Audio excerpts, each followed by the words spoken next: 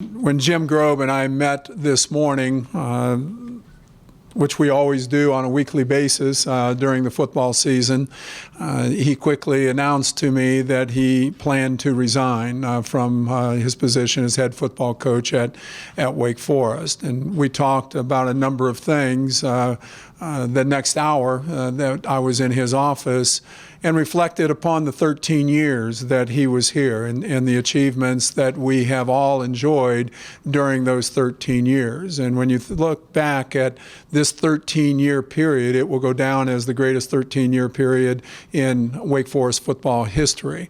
And there's one reason for that, and that is Jim Grobe. You think about maybe the best event that this university has ever experienced, and that was in 2006 when we won the ACC championship and then advanced on to the Orange Bowl. There was one reason for that, and that is Jim Grobe. You think about the fact that he is tied for the winningest football coach ever at Wake Forest University with 77 wins. There's no one more deserving than that than Jim Grobe. Before Jim came, we had gone to 5 bowl games. During Jim's 13 years, we went to 5 bowl games. Just an incredible mark of achievement. Jim put his fingerprints all over this program immediately upon arrival. His first year was a winning year, and he won a bunch of games after that. But when you cut through it all, Jim Grobe was a winning football coach, but he was a better man. Whenever I talk with anybody, whether it be other athletic directors across the country, whether it be conference personnel, whether it be other head coaches across the country, the first thing they ask me when I talk with them is, how is Jim? How's he doing? And it's always with a smile on their face. And they usually end the conversation by saying, Jim Grobe is one of the best men I know.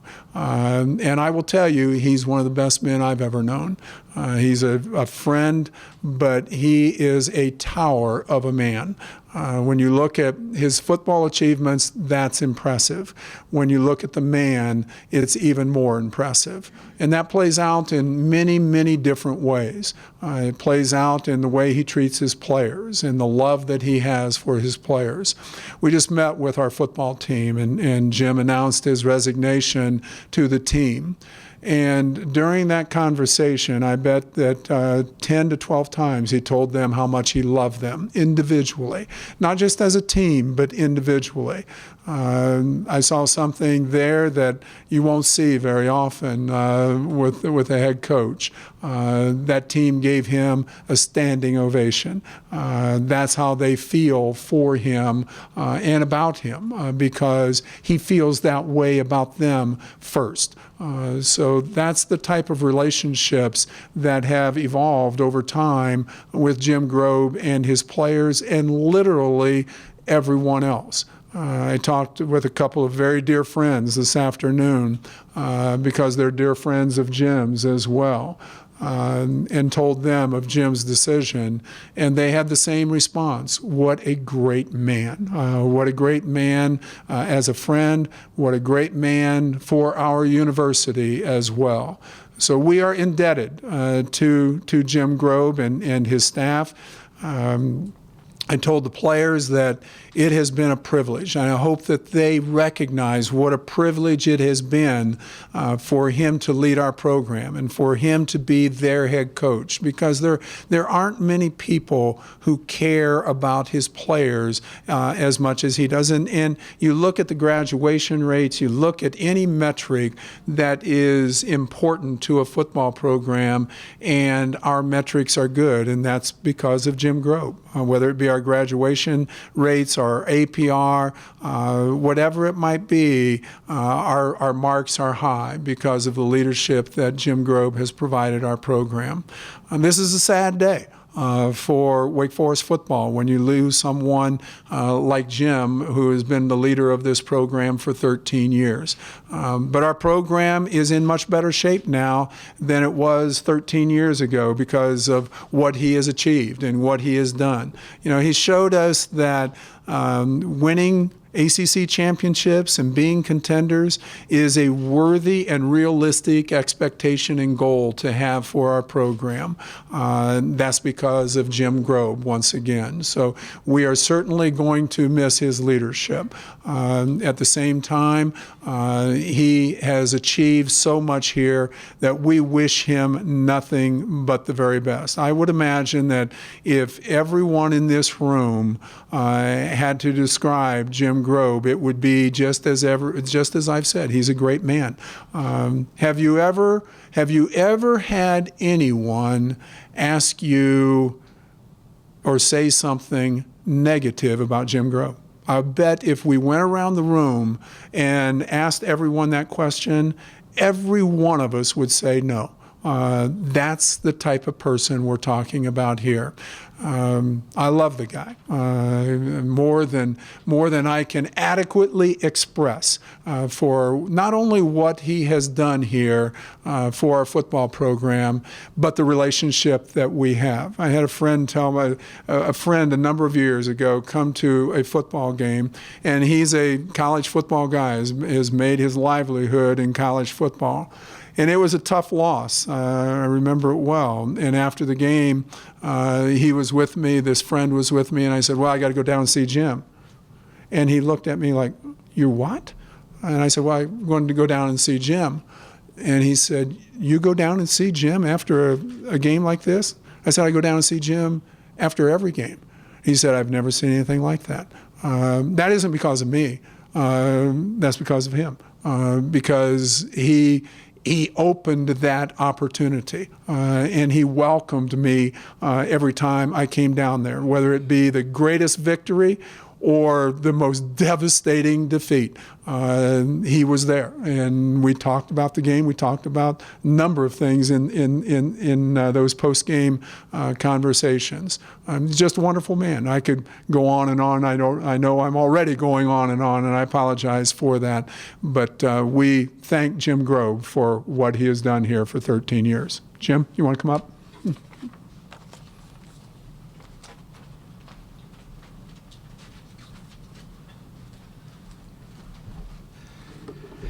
Thanks, Ron. You know, Ron Wellman is my boss, but more importantly, he's my friend, and we'll be friends for life. We talked this morning, and I really believe that at this point for Wake Forest, some new leadership, some new ideas, a new direction maybe the ability to get some more support to help us with moving forward at Wake Forest is in order. I will tell you, a couple years ago, I told Ron I felt like we had a good opportunity 2 years ago to be in a bowl game.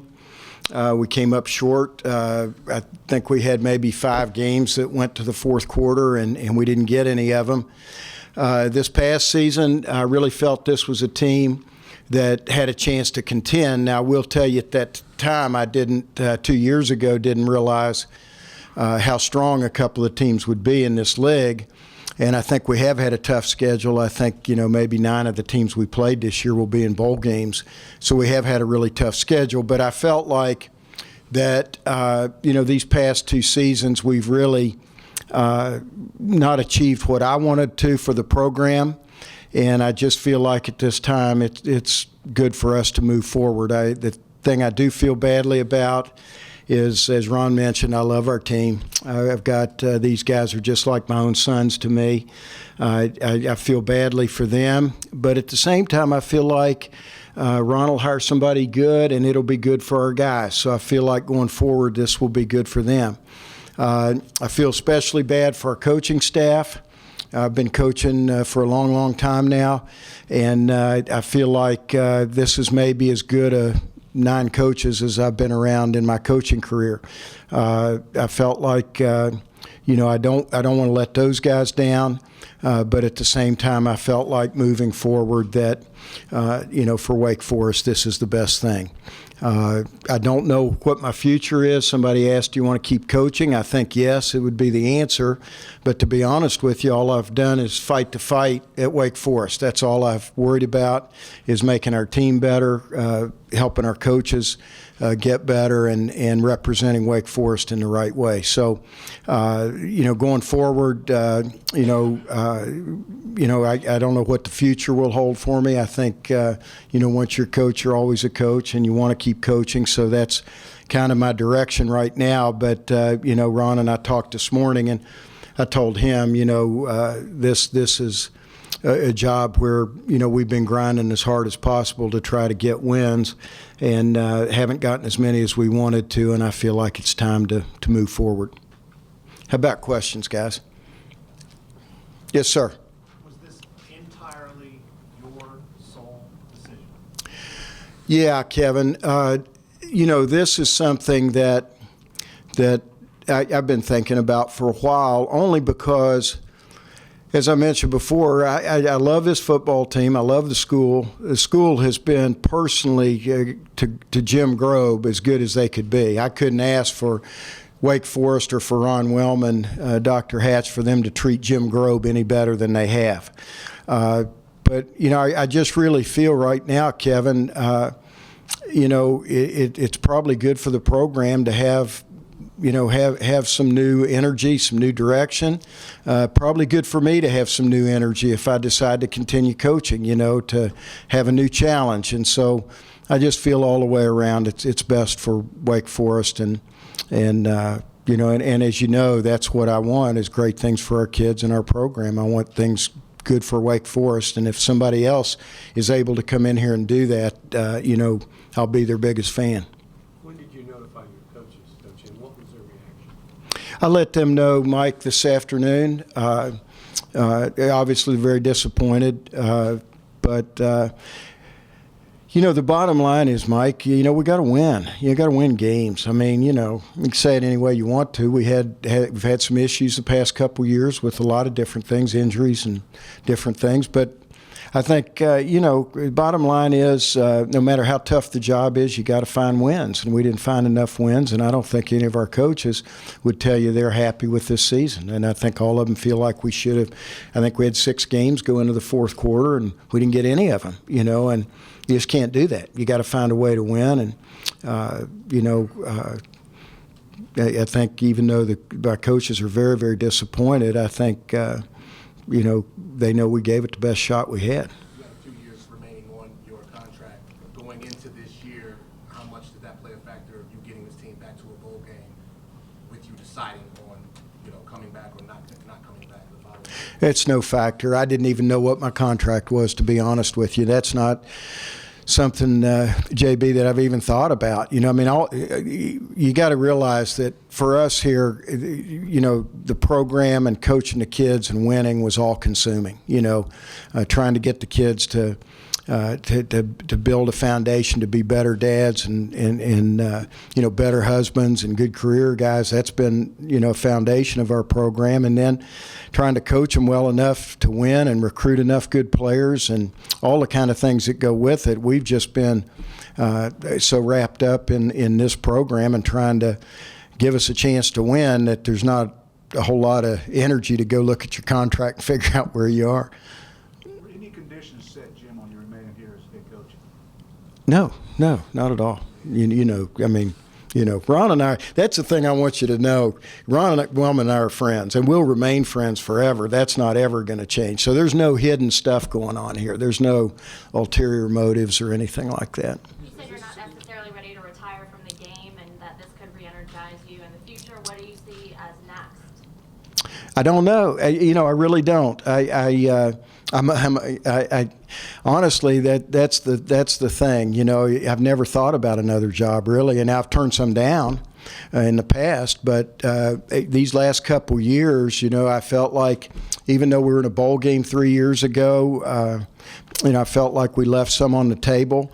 And then these past 2 years have just been all-consuming. All about just trying to find a way to win football games. And So I really haven't thought anything about it. I guess I need to start. What did you tell your players today? What was your message to them? What did you want them to take away? Well, I think as much as anything, how proud I am of them. I think, this has been a tough year for us from a one-loss standpoint, but I really think that our coaches and our players, we squeezed about as much as we had out of this season. And so I'm really proud of our guys. And I love these guys. I mean, really, when I tell you that I look at these guys like my own children, that's the way it is, and I want good things for every one of them. So, I just let them know how I felt about them and that I appreciated all the things they've done, and that this decision is not a decision that didn't have them in mind. This is what's going to give these guys a better chance. If a new coach coming in here with these guys, if there's new energy and a new resolve and kind of a push forward, then there's nobody that wants that more for our players than me. You know how tough it is to win here at Wake Forest. You've done it. What would be your advice to the next guy? If you had to give him one word of advice, what would it be? Well, basically, just no excuses. Pin your ears back, blow a couple snot bubbles, and go to work. Because it's not. Unfortunately, it's not a science. You're going to have to pick guys that you feel like can come in as good players and leave as great players. And unfortunately, there's no crystal ball for that stuff. You got to just go try to find the right guys, because first and foremost, Wake Forest is an academic school, and we're playing in a big time league. And when you do that, trying to find the right guys, you got to find a guy that's got three things. First of all, he's got to have good character, because if he doesn't, he won't focus on winning. You got to find a guy that can leave Wake Forest with a degree, because nothing's more important than that. And then you got to find a guy that can play big-time college football. And so finding a guy that's got all three of those attributes is really, really hard. And really, to win and win championships and win and go to bowl games, you can't have one of the three or two of the three. You got to have three of the three. And so that's kind of the challenge that you'll have. And so you got to come in and just go to work. Was there any resistance at all from Mr. Wellman when you first informed him that you were going to resign? Well, there was I think more than anything else, a sadness on both of our parts. I think we've developed the kind of relationship where every time I see Ron coming, I smile, because I'm glad to say I don't think a lot of people are that blessed. I've been blessed to have an athletic director that literally I'd trust with my life. And I don't want to do anything to stand in the way of Wake Forest. And there's nothing that I want more than Ron Wellman to have success. And, I love Nathan Hatch, my president. I mean, I don't think you can have a better president. I don't think you can have a better athletic director. And I in no way want to be the guy that stands in the way of Wake Forest going forward. They've been great to me. And so probably as much as anything was sadness on both of our parts. He stood up here and called the last 13 years the greatest in Wake Forest history in terms of football. How does it feel to leave on this note, though, having such success here, but leaving on not necessarily a high note? Well, honestly, I'm not really concerned with leaving on a high note. My concern was just finding a way every week to win a football game, and to set kind of a compass, a direction for our players to be better guys. That's been my total focus. So for me personally, maybe to my detriment, I'm not ego-driven. it's not about Jim Grobe at all. It never has been. It's all about the people that I work with, our players and our coaches. And so, for me personally, I don't worry one second about leaving on a down note. I feel like, I want the program to go forward. I told our guys today, there's nobody that'll be cheering for these guys harder than me. And I really feel like the good news is I think we've had two really good classes, this freshman class and this redshirt freshman class. The two classes back to back are pretty solid. I think we've got maybe 14 commitments right now for this year, and I'm hopeful that those guys will stay with Wake Forest. I think we've got some really good kids and good players lined up. So I'm hopeful going forward that kind of whoever comes in can take what's here and add to it and really be successful. I'll be cheering for that. Greatest memory here, and what do you think your legacy will be?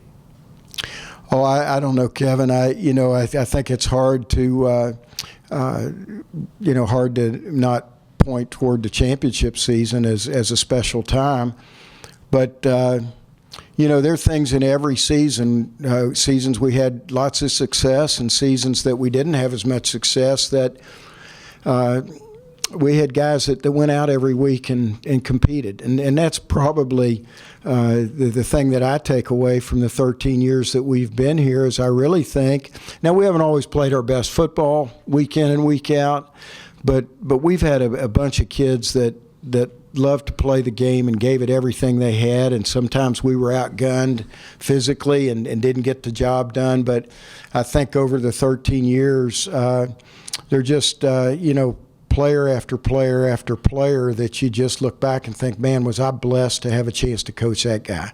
And so I've just been, my family's expanded in these 13 years so much, and I've been just totally blessed to work with these guys. So there's really not one thing that stands out. It's just, the feeling that I've been really blessed to spend 13 years at Wake Forest around these great kids. Jim, would you consider staying at Wake in another capacity? I don't know what I'd do, Dan. I guess I could. I don't know what I'd do. There's not really any other capacity that I'd be any good at. I think coaching's kind of what you do. So, but obviously, you can tell. I mean, this is my place. I love Wake Forest. This is, I've had opportunities at other schools, but I've always never been able to pull away from these kids. It just kind of gets you, and it's a special place. We got special people at Wake Forest, not just the players. I mean, everybody's been so good to me. I was telling Ron this morning, facilities and maintenance people have been just over the top. The dining hall people have been fantastic. I mean, we just had so many people that have been good to us. And, for me, coaching's kind of my thing. I can't see myself doing anything but coaching football. Would you have any recommendations, or will you play any role in making any recommendations for your successor? And if so, is there anyone on your staff that you would like to recommend?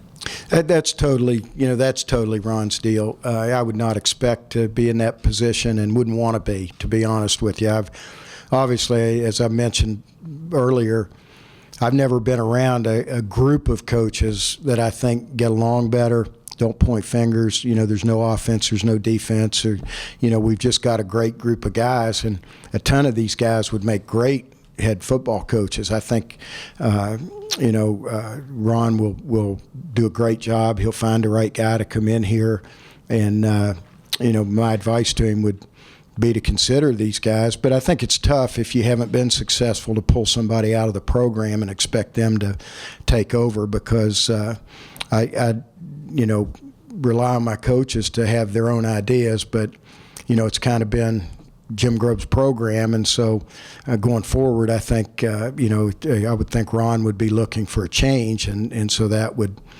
probably not be a direction. But I don't think that there's any coach on my staff right now that wouldn't be a great head coach somewhere.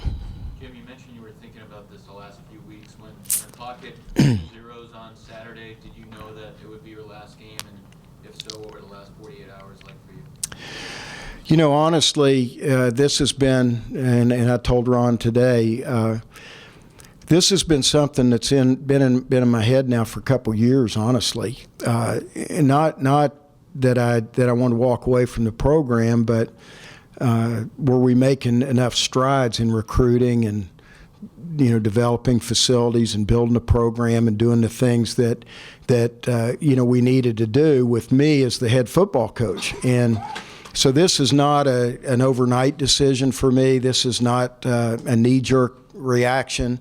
I will tell you, these last couple years, the losses that we've had, especially all the close games that we've had, all the close losses, start to beat you up a little bit. I got to the point where I just, felt like that we were working as hard as we possibly could, and we weren't quite getting it done. And so I don't think that this is anything that just happened overnight. This is something that that I've thought about, that, is Jim Grobe the right guy going forward at Wake Forest? And I just feel like we're at a position right now where, there needs to be, probably a new energy or focus. Maybe the best way to put it's a refocus for the school and the program. Anybody try to talk from a bottom line standpoint, underachieved in your eyes the last 2 years, was that the tipping point?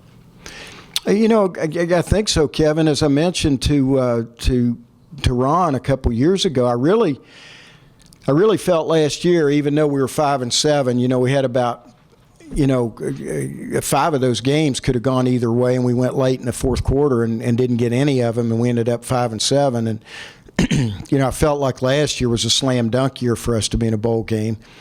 And then this year, we had some guys banged up, and we played a little tougher schedule than I envisioned 2 years ago. I didn't realize some of the teams we played this year would be as strong as they were. But I really felt like my goal for the program was 2 years ago to be back in a bowl game and have a winning record. And this year I really felt like we had a chance to compete for it. As it turned out, we didn't.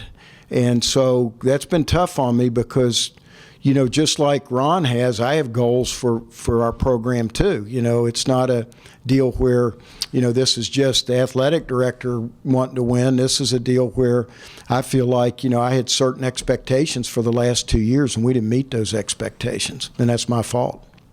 Did anybody try to talk you out of it, Jim? Not really. I don't have a dog, Dan. I don't have any pets at home, so I don't, nobody was there to love me up, and do that. But, Holly, of course, I don't make any decisions without her.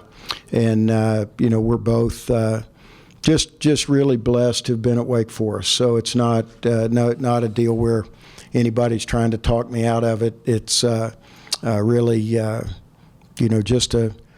it's a good feeling on my part. I just really got a feeling that, like I mentioned, I worry about our coaches. I don't worry about the players. I think they're going to be fine. But going forward, I just feel like Wake Forest has been very good to me personally, and Holly feels the same way. So, if she's on board, we're good. That's the way it is. What loss record would you need this year to change your mind? Well, I think, obviously we win a couple more games. We're in a bowl game. You win a bowl game, you've got a winning record, which would have been important. It would have still been a little bit disappointing to me, to be honest with you. I really thought this could be a year with as many seniors as we had. I think we've got maybe 14 seniors this year, and I really felt now the problem we had, I knew going in, I maybe didn't see this 2 years ago, but I felt going in, we'd have a chance. We really had a lot of seniors and a lot of babies. Had a lot of freshmen and redshirt freshmen play, and a lot of seniors in those middle two classes. And we had some good players, but we didn't have a lot of depth in those two classes. So I think, winning solves a lot of problems. And that's my job. You can talk about the size of the school. You can talk about how tough the academics are, facilities, all the different things you could bring up. But the bottom line is, I knew that when I came here. 13 years ago, I know what the bottom line is. You got to win. And sometimes people don't realize, they get disappointed if you don't win, but they don't realize the coach's bar is higher than anybody's bar. When we're not successful, I'm more disappointed than anybody. Maybe Holly's more disappointed than me, but there's nobody more disappointed than the coach. And so I think from my standpoint, I just really feel like these last two seasons didn't reach my expectations where I thought we should be as a program. Coach, the players' reactions, Wellman talked about them giving you a standing ovation, but after that, can you talk about the emotions, especially with those players that you helped recruit here, who are still planning on continuing their careers here? type of promotions were you getting from them? Well, JB, they might have given me a standing ovation because they think it might get easier. They might think that, they got somebody that's not going to be as tough on them. But no, I think, I got hugs from everybody when we're done. And the kids are resilient. They bounce back, and they know how I feel about them. It's just a feeling where they know that I have their best interests at heart. I really want Wake Forest to be successful, and more than anything else, more than Wake Forest being successful, I want these kids to be successful. And we've preached and preached and preached all the good stuff. Get a degree, be a good guy, stay off my lists. Do the right things, graduate, go have a great career. Maybe play football for a while, but ultimately that's gonna stop. And so be able to have a good career and be a good dad, be a good husband, all those kind of things. Those are the things that I think our kids will take with them. And I told the whole team, Ron Wellman's my friend. Don't hang your head, don't feel bad. This is a decision that we're together on, and go forward and do great stuff. I got a good feeling about this football team. I think these young guys, we've got, as I mentioned, 2 really good classes back to back right now, I think. And a lot of them played this year. I think we played maybe 10 scholarship freshmen this year, and a bunch of them played a lot of football. And so going forward, I think good things can happen to these guys. And I think the message we had at the end was, let's go. Let's go forward. You got great AD. You got a guy that cares about you, and I think they know Ron Wellman. He doesn't spend as much time with these guys as I do, but he cares about them just like I do.